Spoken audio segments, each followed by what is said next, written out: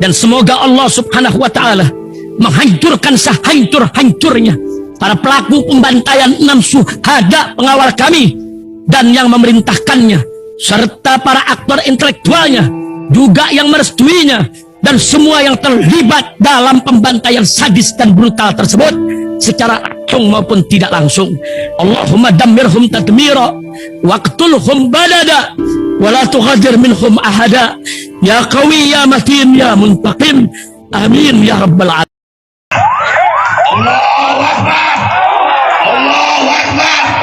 Assalamualaikum warahmatullahi wabarakatuh. Welcome back, selamat datang lagi di channel Babe Aldo bersama gua Babe Aldo, YouTuber rakyat biasa yang tetap santai, tetap sehat, dan jangan lupa ngopi. Bismillahirrahmanirrahim. Alhamdulillahirabbil alamin, wassalatu wassalamu ala sayyidil mursalin sayyidina Muhammadin wa ala alihi washabihi ajma'in. Rabbi shrah li sadri wa yassir li amri wahlul 'uqdatam min lisani yafqahu qawli. Bi Nabi wa alaihi salam, revolusi akhlak, semangat revolusi akhlak. Semoga akhlak kita jadi lebih baik hari ini dibanding kemarin. Panjang umur perjuangan, merdeka, Allahu Akbar. Salam sejahtera bagi seluruh rakyat Indonesia dimanapun kalian berada. Semoga kalian semuanya dalam keadaan sehat walafiat, tidak kurang suatu apapun. Dan mudah-mudahan kalau ada yang sakit dari kalian itu menjadi sakit penghapus dosa, penambah pahala, sakit yang insya Allah segera disehatkan oleh Allah SWT dalam sehat yang manfaat. Amin ya rabbal alamin. Oke guys, konten kita kali ini adalah membahas tentang DNA. Ya, banyak orang sekarang ngomong dikit-dikit tes DNA, tes DNA. Nah itu orang tolol. Kenapa gue bilang tolol? Mereka taunya DNA itu hanya untuk meneliti keabsahan keleluhuran seseorang. Nah itu tolol. Kenapa gue bilang tolol? Karena mereka nggak tahu bahwasanya data DNA ini nanti akan beberapa hari ya. Sebetulnya gue udah ngomongin soal DNA ini dari tahun 2022. Bahwasanya data DNA kita itu sedang diperjualbelikan. Bahkan kemarin itu kami menduga dari alat yang namanya PCR. Itu ada untuk genome sequencing, pemetaan genetika, data DNA. Kenapa itu bahaya, Be? Ya, orang tahunya cuma untuk mengetahui leluhur, tolol. Data DNA itu bisa dipakai untuk menjadi senjata biologis.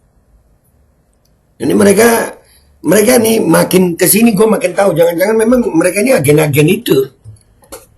Yang orang-orang bodoh-bodoh ini yang dimanfaatkan oleh agis. Ya, ini satu berita dulu ya. Nanti kita belajar ini. Nanti kita akan masuk ke situsnya tentang bagaimana rekayasa genetika lewat DNA itu bisa membuat senjata biologis. Goblok sih, goblok.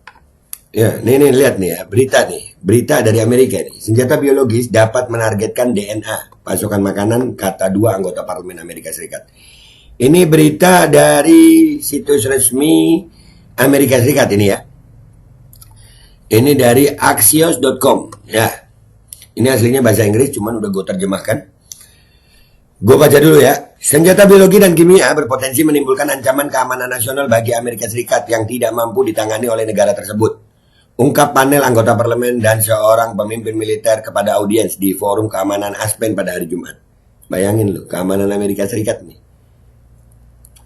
Ini berita tanggal 24 Juli 2022, kan bener?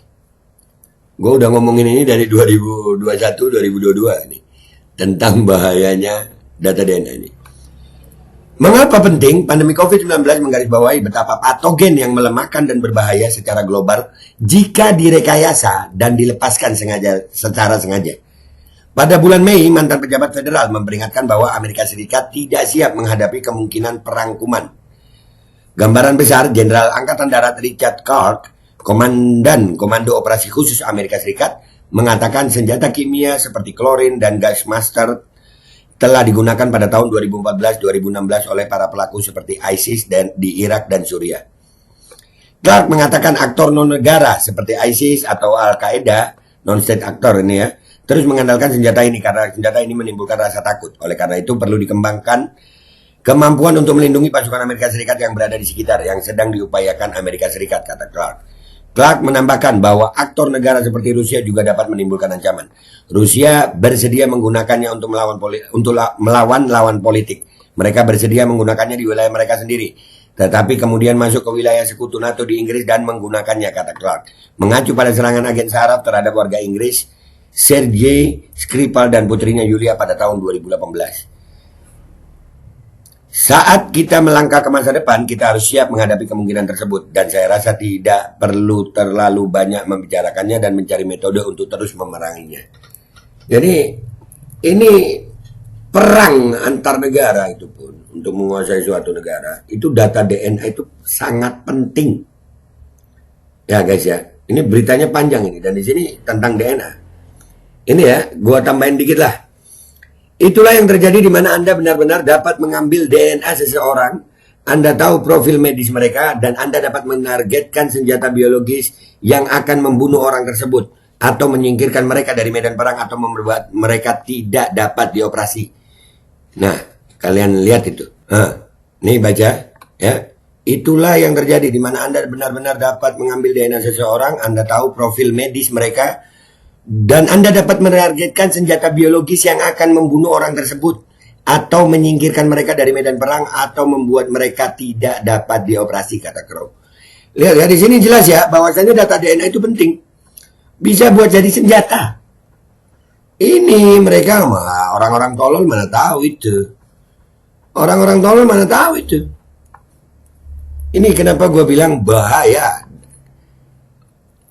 Gue kira orang-orang tolol itu akan berhenti, ternyata mereka terus ngomong. Nah, gue jadi curiga, jangan-jangan mereka agent gitu, ya kan? Nih, lagi, ini kita terusin. Anda tidak dapat berdiskusi tentang ini tanpa membicarakan privasi dalam data komersial dan perlindungan data komersial, karena harapan terhadap privasi telah menurun selama 20 tahun terakhir. Data-data yang digital aja, itu kita ini udah banyak jebol. Data pemerintah aja udah jebol. Data DNA kita mau setor. Wah, bisa dipetakan itu DNA. Nih baca, orang-orang akan dengan cepat meludah ke dalam cangkir dan mengirimkannya ke 23andMe dan mendapatkan data yang sangat menarik tentang latar belakang mereka. Dan coba tebak, DNA mereka sekarang dimiliki oleh perusahaan swasta. DNA tersebut dapat dijual dengan perlindungan kekayaan intelektual atau perlindungan privasi yang sangat minim. Dan kami tidak memiliki rezim hukum dan peraturan yang mengatur hal itu. Lihat. Ini kalian hati-hati sama DNA nih. Orang-orang tolol mah taunya DNA buat ngetahui leluhur aja. Tolol. Data itu sebenarnya akan diperoleh dan dikumpulkan oleh musuh kita untuk pengembangan sistem ini. Crow memperingatkan. Dengar ya. Kalian baca juga ya. Nah, jadi data DNA itu bukan hanya untuk mengetahui seseorang itu anaknya siapa. Bukan. Data DNA itu bisa jadi senjata biologis. Bisa jadi rekayasa genetika untuk senjata biologis. Data DNA itu mahal. Ini orang-orang mau minta kita setor data DNA. Mereka alasannya untuk mengetahui leluhur. Tolol. Data DNA itu akan dipegang oleh perusahaan Yahudi itu. Dipegang sama mereka. Dipetakan. Maka bisa jadi senjata biologis. Ini baru berita. Habis gini kita sama-sama ke situs yang menerangkan tentang bagaimana DNA itu bisa menjadi senjata biologis rekayasa genetika. Ini sebenarnya mudah-mudahan aja konten gue kali ini aman. Ini pernah gue sampaikan waktu-waktu masa pandemi dulu. Bahayanya PCR waktu itu saya sampaikan. PCR itu termasuk alat untuk genome sequencing, pemetaan genetika. Data DNA manusia itu mahal sayang. Kita mau disuruh murah untuk nyetor-nyetor data DNA. Mereka alasan aja untuk mengetahui leluhur. Padahal bisa jadi data-data kita di sana dipakai untuk senjata biologis.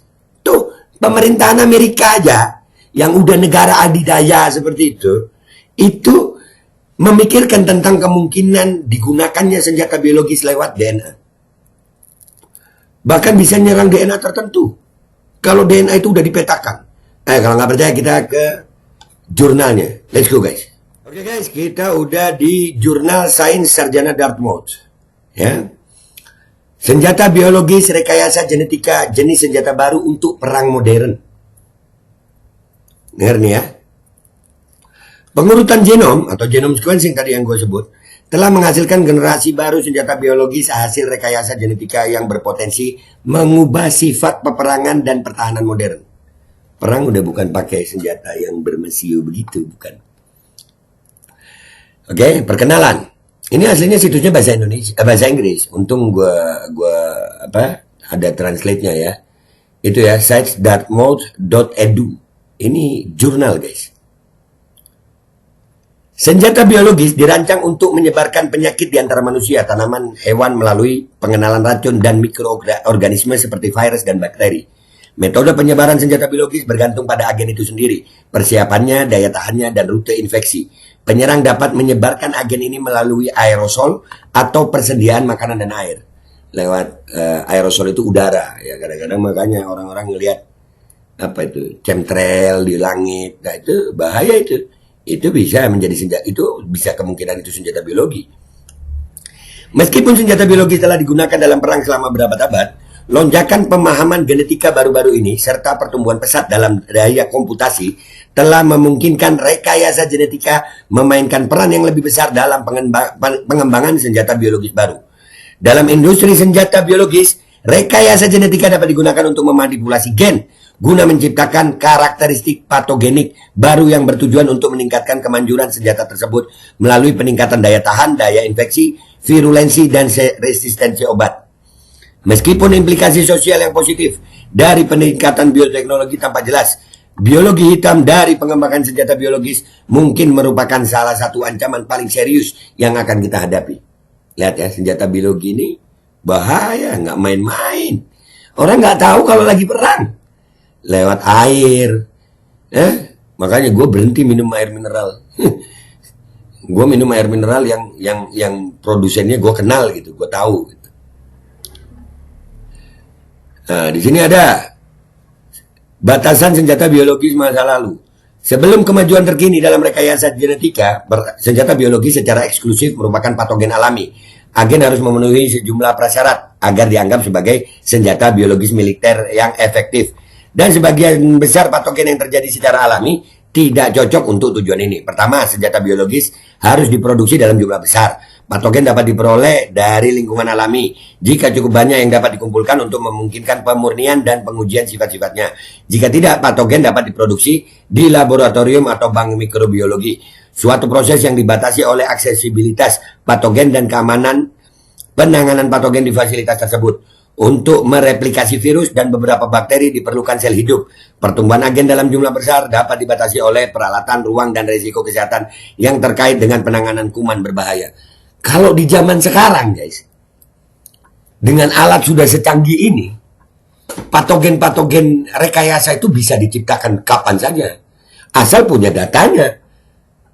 Nah, kalau mereka megang data DNA kita, waduh. Nih, lihat nih di bawah nih. Kemajuan terbaru. Seiring dengan terus berlanjutnya transisi para peneliti dari era pengurutan DNA ke era sintetis DNA. Dengar ya. Dulu cuma diurutkan DNA itu. Nah, kalian kalau pernah tahu DNA itu kayak rantai begitu ya. Itu diurutkan gitu. Ya ada RNA ya. Sekarang sudah ada sintesis DNA. DNA sintesis. DNA buatan. Sintesis virus apapun yang urutan DNA-nya diketahui mungkin akan segera menjadi mungkin. Hal ini pertama kali ditunjukkan pada tahun 2001 ketika Dr. Eckhart Wimmer menciptakan kembali virus polio, dan sekali lagi pada tahun 2005 ketika Dr. Jeffrey Taubenberger dan Terence Tampe menciptakan kembali virus influenza 1918. Lihat tuh ya. Lihat ya. Ini yang minta-minta tes DNA. Jangan-jangan orang tolol yang dimanfaatkan sama agen-agen senjata biologi. Nih. Kemajuan teknologi sintetis DNA juga akan memungkinkan terciptanya patogen baru. Menurut pakar perang biologis Dr. Stephen Block, patogen yang direkayasa secara genetika dapat dibuat lebih aman untuk ditangani, lebih mudah didistribusikan, mampu memiliki kekhususan etnis, atau dibuat untuk menyebabkan tingkat kematian yang lebih tinggi. Bayangin, senjata biologisnya bisa dibuat untuk mematikan DNA tertentu, etnis tertentu, ras tertentu. Sekarang nyambung nggak kalian? Kenapa mereka minta DNA? Nih, sekarang gua bongkar. Mudah-mudahan aja konten gua kali ini aman. Ini jurnal loh guys. Ini jurnal resmi. Meningkatnya aksesibilitas, kemampuan sintesis DNA, daya komputasi, dan informasi berarti semakin banyak orang akan memiliki kapasitas untuk memproduksi senjata biologis. Makin banyak data DNA, mereka makin banyak kemungkinan untuk membuat senjata biologi. Allahu Akbar, mudah-mudahan Allah jaga kita. Para ilmuwan telah mampu mengubah 4 huruf DNA, adenin, C, sitosin, G, guanin, dan T, timin, menjadi angka 1 dan 0 dalam kode biner. Transformasi ini menjadikan rekayasa genetika sebagai masalah manipulasi elektronik yang menurunkan biaya teknik. Menurut mantan luar negeri Hillary Clinton, industri sintesis gen yang sedang berkembang membuat materi genetik tersedia lebih luas. Senjata teroris yang sederhana namun efektif dapat menggunakan sampel kecil dari sejumlah patogen yang tersedia secara luas, peralatan yang murah, serta kimia dan biologi tingkat perguruan tinggi. Ditambah data DNA kita. Oke? Nih, teknik untuk meningkatkan efektivitas senjata biologis. Jadi makin efektif ini senjata biologisnya. Para ilmuwan dan insinyur genetika sedang mempertimbangkan beberapa teknik untuk meningkatkan efektivitas patogen dalam peperangan. Senjata biologis biner. Teknik ini melibatkan penyisipan plasmid, fragmen DNA bakteri kecil ke dalam DNA bakteri lain untuk meningkatkan virulensi atau sifat patogenik lainnya dalam bakteri inang. Dan bisa digunakan untuk menyerang DNA tertentu. Gitu kan ya? 2. Gen designer. Menurut Institut Bioinformatika Eropa, hingga 2012, para ilmuwan telah mengurutkan genom dari 3.139 virus, 1.016 plasmid, dan 2.167 bakteri. Beberapa di antaranya dipublikasikan di internet dan karenanya dapat diakses oleh publik. Dan genom lengkap yang tersedia dari kemajuan dalam sintetis gen yang disebutkan di atas, para ilmuwan akan segera dapat merancang patogen dengan menciptakan gen sintetis, virus sintetis, dan mungkin organisme yang sama sekali baru. Bayangin. Serem anjir. Ya udahlah, ini sampai di sini aja deh ya. Nanti dah mungkin linknya gue taruh di deskripsi aja ya. Jadi orang yang meminta, yang mengira bahwasannya tes DNA itu hanya untuk mengetahui siapa leluhur kita, itu tolol. Hati-hati, data DNA kalian bisa digunakan untuk menjadi tambahan data dalam menciptakan senjata biologi. Hati-hati sayang, jangan bodoh, jangan main-main dengan data DNA. Gua Babel Aldo pamit dulu, sampai jumpa di konten gua berikutnya. Wabillahi taufiq wal hidayah, wallahu walinaya, walafu minkum, wassalamualaikum warahmatullahi wabarakatuh. Umrah reguler Tar Jakarta, bulan September, perjalanan 12 hari, harga mulai 26 juta sudah termasuk tiket pesawat. Daftarkan sekarang di 082311629664.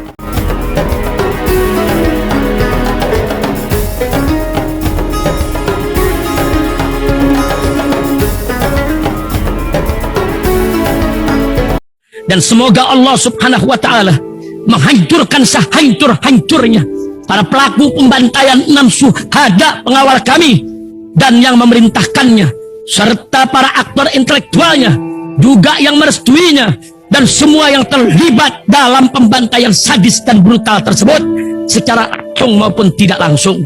Allahumma dammirhum tadmira waqtulhum badada wala tughadir minhum ahada ya qawi ya matin ya muntaqim, amin ya rabbal alamin.